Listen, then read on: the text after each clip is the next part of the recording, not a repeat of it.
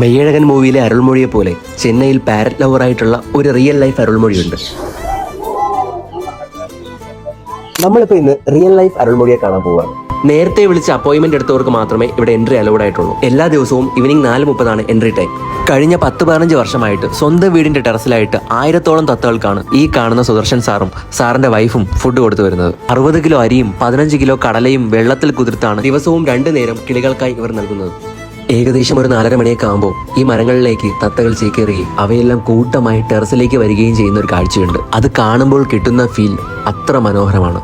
അതുപോലെ തന്നെ മനോഹരമാണ് പാരറ്റ് സുദർശൻ എന്നറിയപ്പെടുന്ന ഈ ഒരു മനുഷ്യൻ. പുള്ളിയുടെ ഏണിങ്സിന്റെ ഭൂരിഭാഗവും പെറ്റ്സിനെ വളർത്തുന്നതിനും ബേഡ്സിനെ ഫീഡ് ചെയ്യുന്നതിനുമാണ് ഉപയോഗിക്കുന്നത്. ഒരുപാട് സെലിബ്രിറ്റീസ് ഇവിടെ വിസിറ്റ് ചെയ്യാറുണ്ട്. പുള്ളിയുടെ ഹ്യൂമർ സെൻസും സ്റ്റോറി ടെല്ലിംഗ് ഒക്കെ വേറെ ലെവലാണ്. ലുക്ക് വൈസ് നോക്കിയാൽ അരവിന്ദ് സ്വാമിയുടെ ഒക്കെ ഏകദേശം കട്ടുണ്ടായിരുന്നു പുള്ളിക്ക്. ചെന്നൈ ചിന്താതിരിപ്പേട്ടിലാണ് പാരറ്റ് സുദർശൻ ഹൗസ് എന്നറിയപ്പെടുന്ന ഈ ഒരു പ്ലേസിന്റെ എക്സാക്ട് ലൊക്കേഷൻ വരുന്നത്.